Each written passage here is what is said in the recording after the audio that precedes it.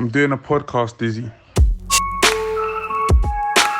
Hello and welcome to the Too Cool for School podcast. I'm your host Yannick, and on today's episode, we are talking about trauma. So I have a special guest with me today, and I'll allow her to introduce herself. Thank you. So my name's Jo Stubley. I'm a medical psychiatrist and I'm also a psychoanalyst, and I lead an adult trauma service. Amazing.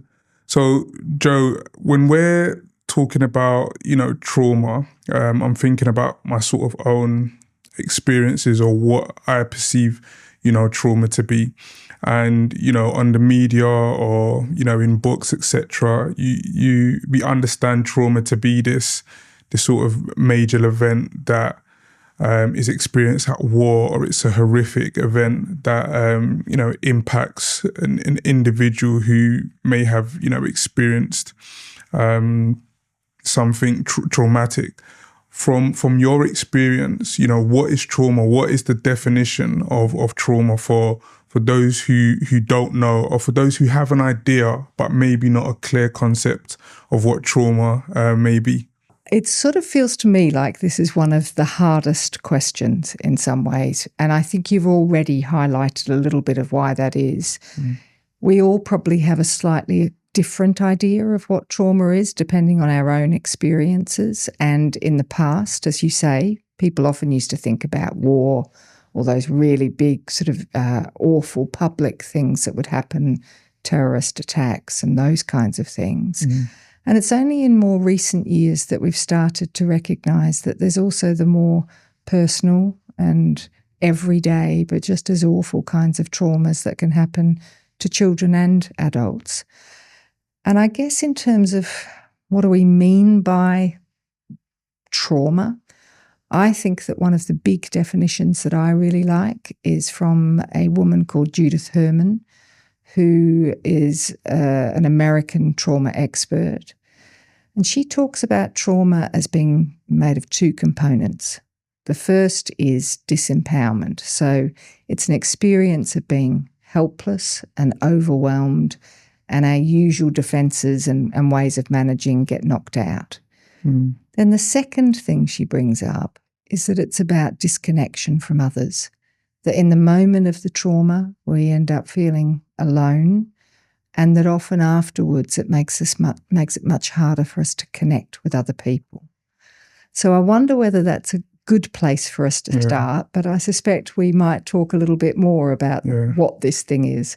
No, that's amazing. So this idea of disempowerment and disconnection, and is that something you feel that is felt with the person who's experiencing the trauma only in the moment that they are experiencing it, or is it something that sort of sticks with them throughout, the sense of disempowerment and disconnection? Yeah, I think that's a good question. I think that in general it continues afterwards, and one of the things that we might understand about trauma is that terrible things can happen to us, and we might have those experiences of disempowerment and disconnection for some time afterwards, and then we find a way to move forwards. But for some people, those experiences persist. They kind of get a bit stuck in something. And, from a medical perspective, that's often what we end up talking about when we talk about post-traumatic stress disorder.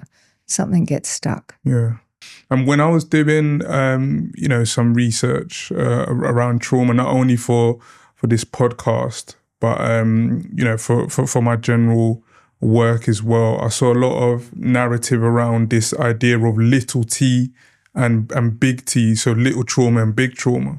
And, I didn't know that there were any sort of differences. I thought trauma was just trauma. Could you sort of shed a light on what little t and big T is in terms of trauma?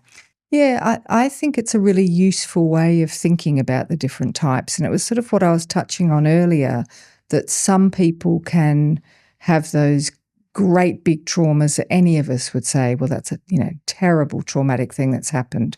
Being involved in some big disaster, a large fire or something that's clear that everyone says this is traumatic. That's the big T kinds of traumas. Yeah. Often the small T's on their own might not even look like trauma. So if you're thinking about a child, it might be that there's bullying that happens every day, or that there is situations at home, often linked to this idea around the research on adverse childhood experiences that we might talk about more. The things that happen to many of us as we're growing up, whether it's different types of abuse or parents separating or domestic violence, that the incidents on their own might not look like this is a major traumatic event, but they can be really cumulative. So the more that these things happen, the more someone becomes traumatized, maybe even without quite knowing it themselves. Yeah, that's very interesting. When you mentioned bullying, I sort of put my thinking hat on and I was positioning myself, as when I was head of year, and many students had experienced bullying in the school, but I would have never thought that could be a trauma for them. But then, I'm sort of recollecting and going back to this idea of disempowerment and disconnection. And actually, when that builds up, when the bullying, is continuing, that they will see that as trauma. And you often get, many adults, when you ask them about their childhood experiences, or how was secondary school for you? No, I don't want to talk about it. Or how was primary school for you? That wasn't a good time for me. So I can definitely understand that. And it's interesting, isn't it? Because I think one of the things that in the psychiatric textbooks, when they try and define trauma, they concentrate on the big T's. But they're starting to do more research around things like bullying in children and also things like stalking for adults. And what they're finding is exactly what you just described, that actually it is something that's so awful that people often don't want to talk about it. There's something that's been really traumatizing because it's been happening over time, and it's become something that is a kind of chronic or complex trauma. Yeah. What are some misconceptions about trauma in adults from your experience? I think we've just touched on a couple of them. I think that there can still be a bit of an idea that trauma, and in particular things like PTSD, it's only really war veterans or people who've been in terrorist attacks and things like that. There's an idea that somehow ordinary everyday events are not going to cause problems. I think that's a real misconception. And I think that isolates people further, because then they feel like, well, what's wrong with me that I feel so awful? I also think that there's a misconception around an idea that it's about being weak, or that there's something wrong, that I've had this big response to something that's happened. And, people will look around and think, well, someone else went through these things and they're not having the struggles I did. And for me, that's partly connected to a recognition that trauma is a really personal experience. So we can all go through adversity, but for some people, that particular adversity, because of, the nature of it, the timing of it, who they are and what their life history has been, that will all contribute to whether or not it's traumatic for that person, and whether or not they'll struggle to be able to move forward afterwards. So I often think about it in terms of, there's a statistic that says about 50% of us in the population will at some point have something that's potentially a significant traumatic event. But only about 6 to 7% of people go on to develop post-traumatic stress disorder. So there is a lot of resilience and a lot of capacity out there, but those 6 or 7% of people, it's their particular experience in their life. And that's often very linked to the risk factors that we know about for trauma. Wow. And, when we consider, teachers and educators, I think one of the key things for teachers and educators is that their role is to essentially impart, knowledge and, wisdom to their students, etc. But there's also a pastoral responsibility to be there for, your students, to care for your students, to connect with your students. Do you think that teachers who have experienced, trauma may have difficulties or may be impacted in their ability to teach and connect with their students as a result of their trauma? It's a great question. And I think that it's one of those questions that I'm going to say it depends. And it depends on whether or not the teacher has had the opportunity, in whatever way works for them, to work through their own trauma. So to have some understanding of their own life history, of what's happened to them, what the impact has been, and that they're not stuck in it. And if that's the case, then I think that would make them particularly good at pastoral care for possibly traumatised kids. Because what they would understand is they'd be able to pick up some of the signs that you might see that says this person's struggling. If someone hasn't worked through their own trauma and they've still got a lot of difficulties and they're trying to teach traumatised children, they might get triggered themselves. They might end up feeling a lot of the symptoms. And we might want to talk a little bit more about that, of being caught in their own trauma, and that gets sort of mixed in with the children's trauma. So would you say then that teachers who have experienced trauma are essentially in a better position to support, students who are going, through trauma as well? Because you mentioned, teachers being able to pick up cues. So would you, do you feel that they're in a better position to sort of support students who have gone through trauma themselves? I guess my short answer is if they get it. If they know that they've been traumatised, if they can pick up that there are difficulties that they might struggle with, if they know, that if a child behaves in this certain way, it might activate certain things in me, so I need to be careful. If they are able to do that, then yeah, I think they make great teachers because they are able to understand through their own experience what's happened.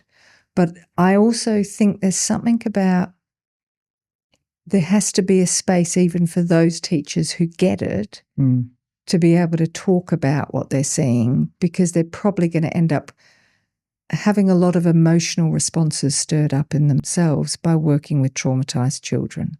And that's one thing that we see as a part of our work. We see traumatised adults within a psychotherapy service. And it inevitably stirs up a lot of feelings in us as therapists, and we have to have a space to talk about those. Yeah. No, that's very helpful. And when I consider perhaps, if a teacher has had childhood experience of, domestic violence or self-harmed as a child, or experience, racism, all of these different traumas as a child, in their teaching capacity, if they see these, experiences, these traumatic experiences that they went through as a child manifest in the students that they are teaching, like how does that impact them, and what sort of things do we see in teachers when they're dealing with those, sort of triggers, essentially? I wonder whether the best way for us to think about this is to start by talking about what impact trauma has. So what we might be seeing in the children and what the teachers might be struggling with. So when someone has a traumatic experience and they end up getting, I keep saying stuck in it because I think that's a good description. Yeah. They end up with what might look like post-traumatic stress disorder, or it might even be that, or some of these symptoms. And there's three main categories of that. One is what they call hyperarousal. Now, what that essentially means is that fight-flight response that everyone kind of gets in relation to when you're under threat.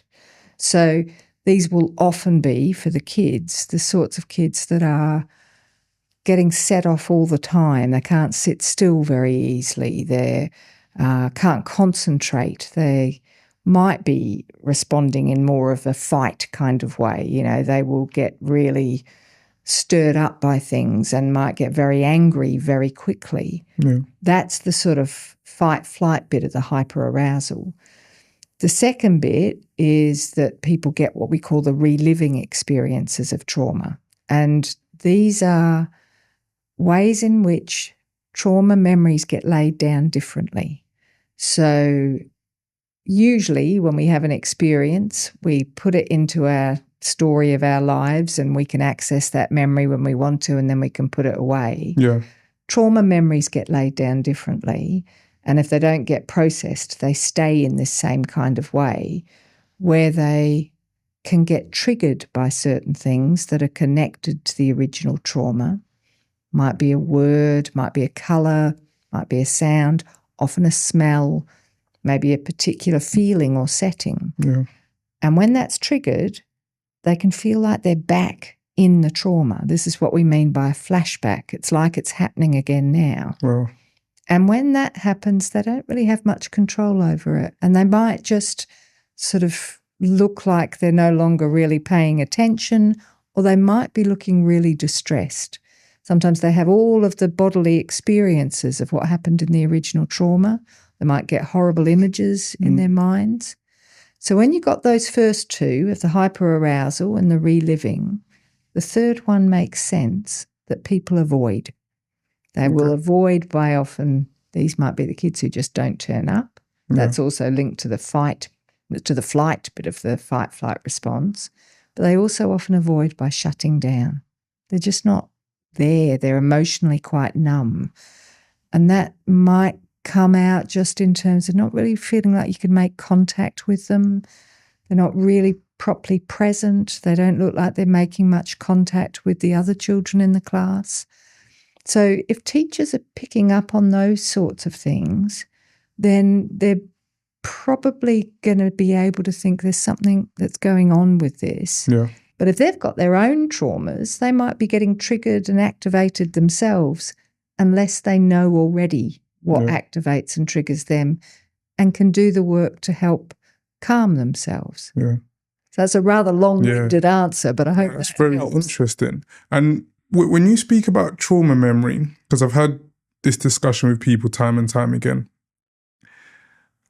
and as far as I'm concerned, I find it sort of hard to believe that, and I'm speaking on behalf of myself, that I can have a traumatic experience that I've suppressed to the point that I don't remember it. Because I've had good and bad experiences in my life, and from when I can remember my first memory, I can recall all my negative and positive experiences. So this idea that actually you can have a traumatic memory that you've suppressed, avoided, or shut behind a door that you just won't remember again. I find that sort of difficult to comprehend for myself, but for many that is a reality. Absolutely. And I think you've described it really well, because I think there are different ways that we can not remember. Some of it might be more a conscious avoiding. That's just, I don't want to go there. I don't want to talk about it. I don't want to think about it. A bit like that example you gave earlier about the bullying. Yeah. But I liked your description of sometimes things get put behind a closed door, because I think that links with the potential for someone to dissociate.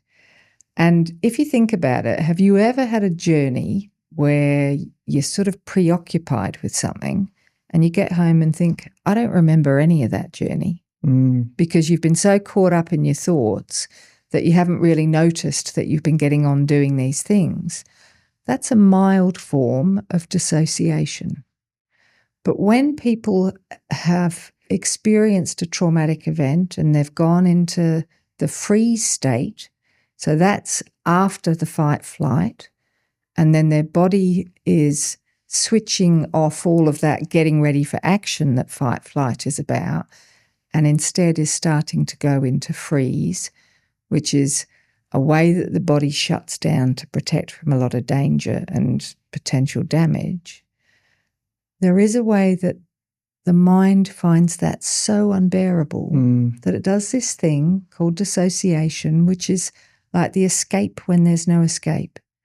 So some of our patients talk about, well, this awful thing was happening, and then it just felt like I wasn't really there anymore. I wasn't in my body. I was watching it from the ceiling, or I was watching it from afar. And at its most extreme, they sort of tell the story and then say, but from this bit, I don't remember anything else. And that's the defense of, as you said, sort of closing that door and saying, I'm just not going to be here for the rest of that. And that whole memory then gets put away in a room and it can stay there a long time. Some of us, it might stay behind a door forever. The trouble is more traumas will often blow those doors open. Wow. So can teachers, educators or adults be in a workplace where they've essentially suppressed these traumas, but then there are triggers around them that are causing them to react in a certain way, but they don't know why, and it's linked to that trauma? Yeah, I mean, the example that I'm thinking of as you're saying that is, imagine someone who has grown up with a lot of violence, a lot of verbal abuse, hasn't sort of really ever had an opportunity to talk about that with anyone else, has kind of put it behind those doors, tried really hard not to engage it, becomes a teacher, is doing really well, but maybe then gets one particular child who might themselves be traumatized, who responds in that angry fight kind of way. What would it be like for that teacher to have this child right up in their face shouting at them? How much of a trigger would that be for maybe some of those memories of the earlier experiences starting to come back in a way that might feel a bit overwhelming and flooding and really difficult for that teacher? Yeah, no, thank you very much. That was very insightful. And how can, when we consider the environments that, teachers work in, how can teachers manage these triggers? What sort of coping mechanisms can they put in place? And I think it's really important to consider the environment that they're working in a sense, some may see schools as hostile in a sense that it's fast paced, teachers are up and down, there's deadlines, there's SLT, when's Ofsted coming in, shouting on the playground and whatever else. Yeah. And a teacher might be going through a traumatic or stressful experience and they just need to do something to cope. What sort of things can they put in place considering their environment that they're in? Yeah. I really like the way you've described that, because I think it is really important to look at the environment first of all. One of the things that happened after the pandemic, I think that we got into a whole kind of really positive overall idea about, we should all be responsible for our own self-care and we ought to be thinking about how we look after ourselves, which is right, and we can think more about that. But it's not just our responsibility. It is also the organisations that we work in. Yeah. And I think what you've just described really well is actually, that's a really difficult environment to work in. You got all of that kind of physical stress of the noise and the kind of pressure and the constant things happening, and all the psychological stress of the deadlines and the worries. And that, I think, is something that really has to get acknowledged within organisations. Yeah. One of the things that, I know we've talked about before and that I think is a really good move in this is the growing movement of trauma-informed care. And I think that they focus very much on what we can do individually, but also how organisations might have to shift and change in a way that allows for some recognition and some responses to that high pressure environment.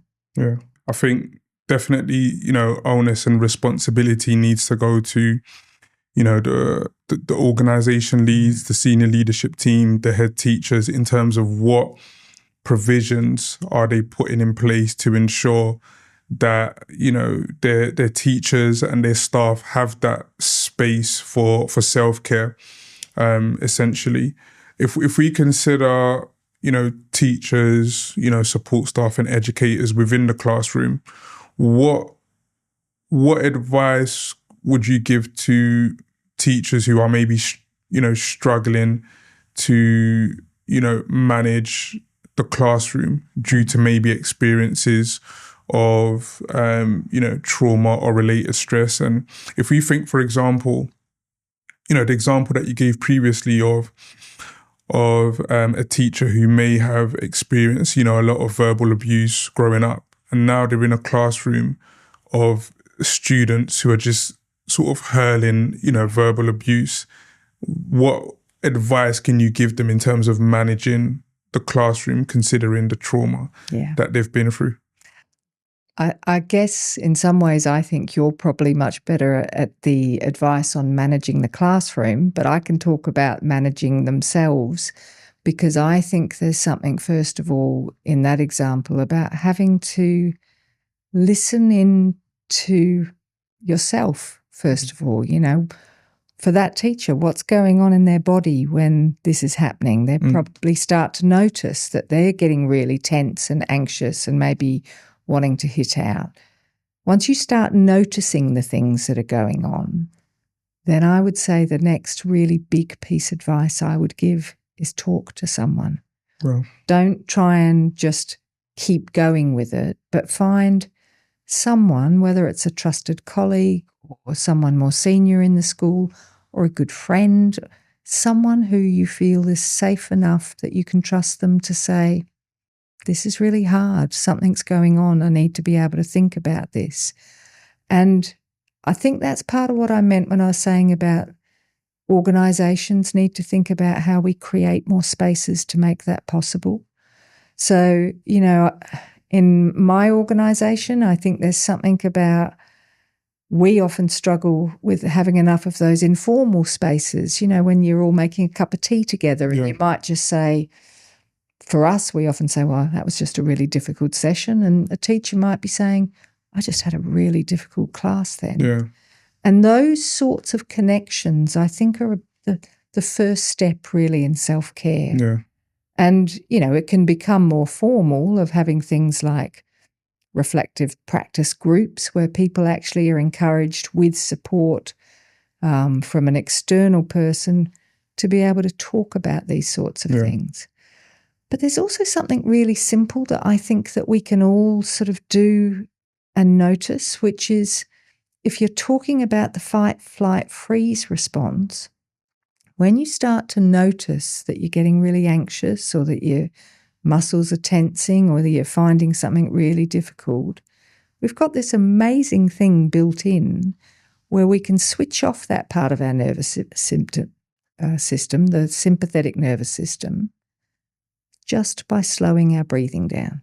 Wow. So that whole thing that people say of, just take a breath, is actually right. If you take a slow, deep breath and actually let the outward breath go even longer than the inward, so you might in for 4, pause for 2, out for a count of 6, that switches off some of the fight, flight. Okay. So the first thing for that teacher might be when the child's right in his face, take a big breath and just see whether that can help slow something down inside you and help you to be able to think a little bit more.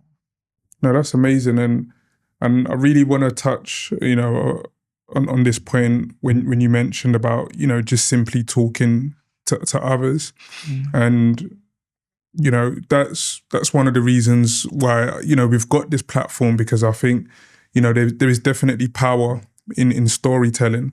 And I recall after, the first episode, that, I did, and I had guests talking about their experience of leaving teaching.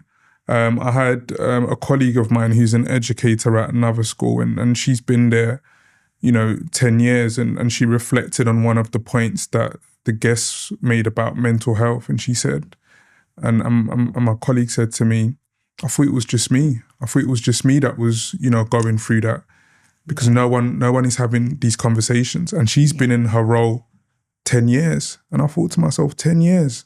And you've never thought, to ask another teacher or another member of staff, are you going through what I'm going through, or this is what I'm going through, in this moment. So there is definitely power in, just speaking to someone. Absolutely. And I think I really like the fact that you call it power, because it does do that thing with the disempowerment, doesn't it? Yeah. And it also is saying if you are on your own after things are really difficult, then you are going to feel more disempowered. If you reach out, you are taking back your power and you're talking to people. And I think you've also touched on something else. I think that one of the problems that often happens is that people feel ashamed. They have this kind of, this must say something about me, that there's something wrong with me. Everyone else looks like they're coping.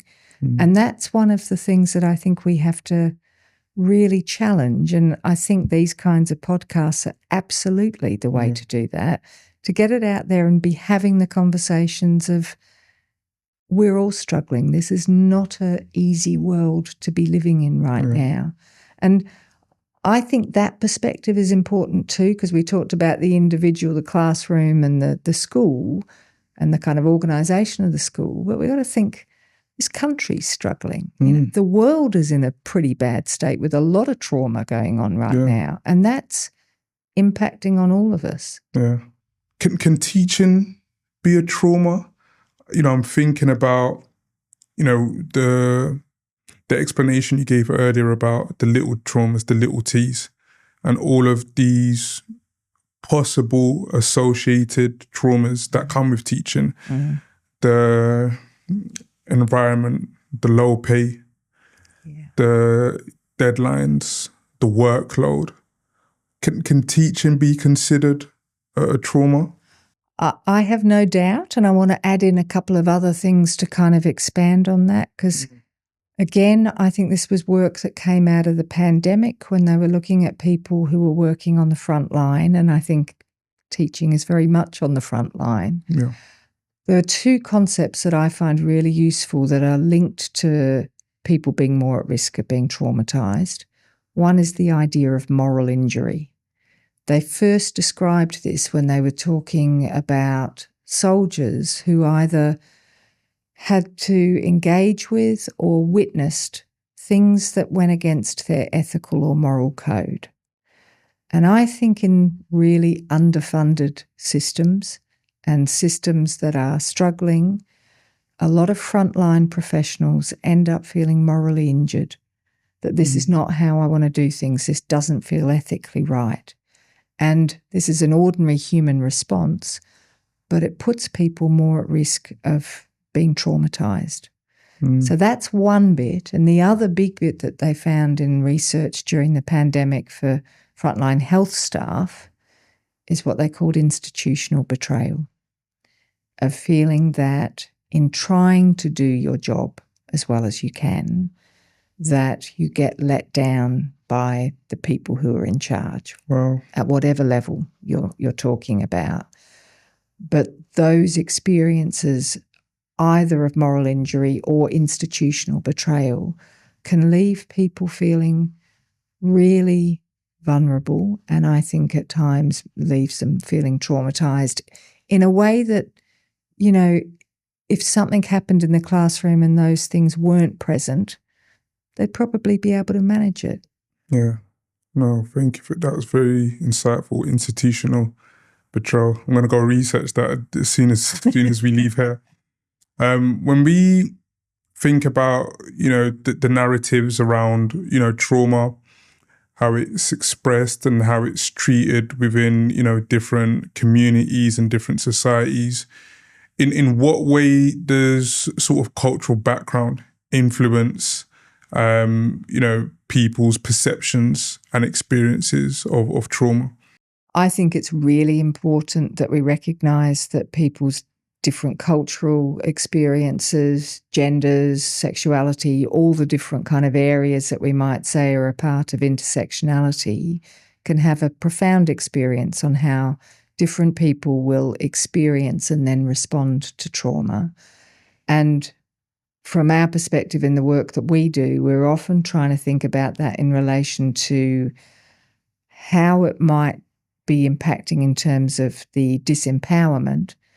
So for instance, a fairly obvious thing to say is that if you've experienced a lot of racism in your life, it might make having traumatic experiences even more difficult because you've already had that sense of disempowerment.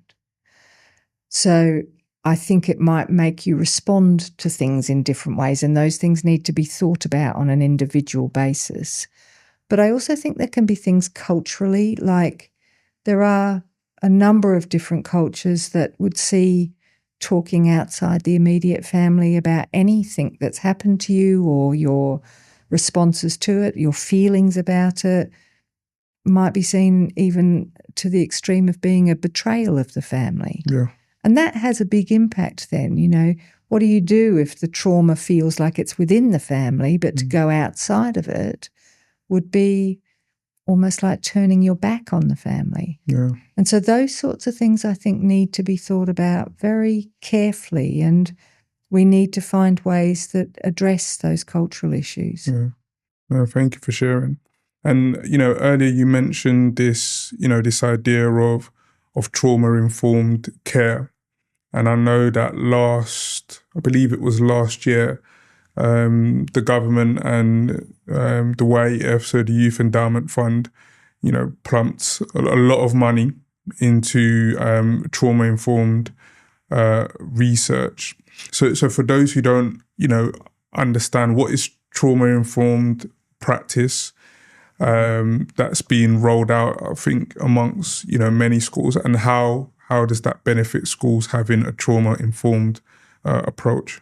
I really think that there's something about this approach that is just doing what we're already talking about, trying to get people thinking about and recognising that there are a lot of traumatised people out there, and to see what might allow us to notice that.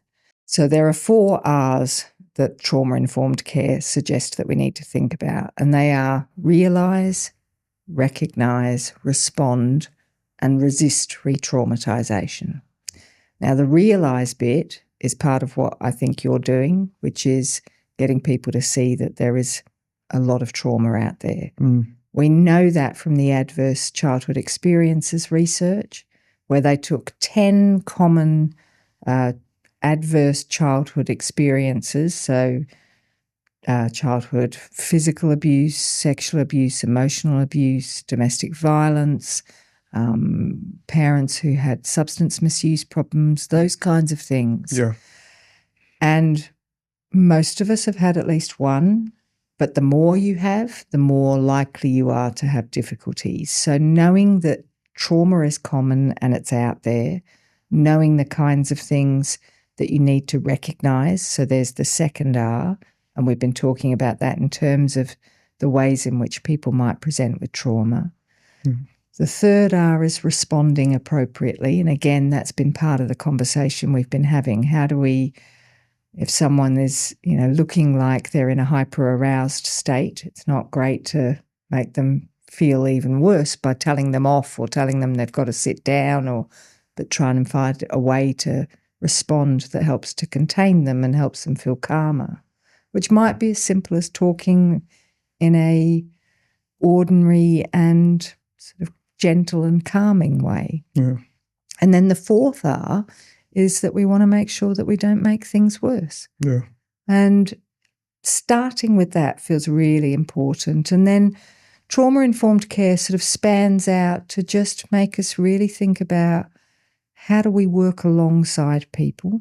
And I think for me that's kind of coming back to the power thing again, that if you are recognizing that someone's been disempowered.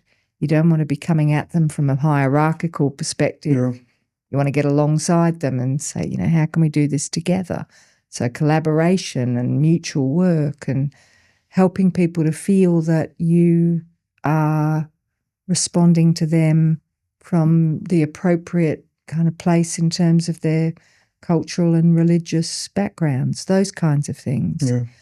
So it's not rocket science, is it? Once you start to kind of think about this stuff, it all sort of just makes sense. But I think what it also does is it's saying, in order to work with traumatized people, we need to know all of this, and then we need to look after ourselves. So that comes back to the bit we were talking about before about self-care. Yeah. That if you're going to do this kind of work with people who may well be traumatized, it's going to have an impact on you. And if you don't look out, it's going to potentially get into your body so that you end up feeling burnt out, traumatized yourself, what they call vicarious traumatization. And that's the kind of thing that will make people leave. The good teachers may well leave because it's all kind of, it's not been talked about. It's all just being held in the body. Yeah. And how can school create a supportive, environments for their teachers, their educators, their support staff to be able to, welcome and have that self-care? I think that's in some ways quite a hard question, because if I think about what you were describing to me about the environment, and that sounds very similar to our environment in the NHS at the moment, probably both organisations really underfunded, and then frontline people are really under pressure. But somehow, and I think the trauma-informed care is a bit like a kind of, it legitimizes the things that otherwise might feel a bit like, well, you can't do that. You haven't got time. You've got to get on with your teaching. It says, actually, it's vital that we take time out.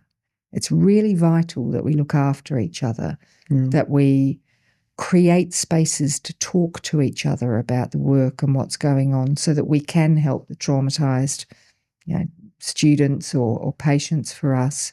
And actually, it is a way in which we protect staff from leaving, from becoming unwell themselves in this really high-pressured environment. Yeah, that's amazing.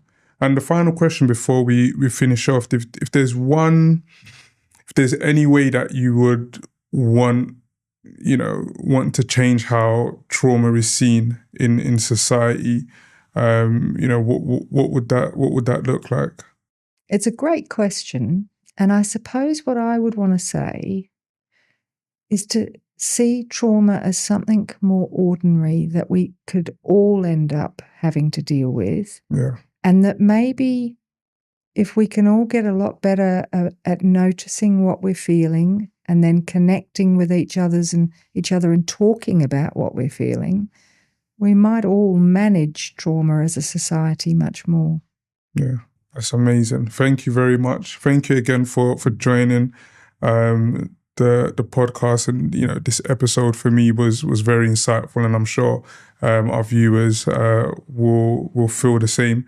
So thank you very much, Jo. I appreciate that. This has been the Too Cool for School podcast. If you like the content, please subscribe to all of our social media pages, and we'll see you next time for a new episode.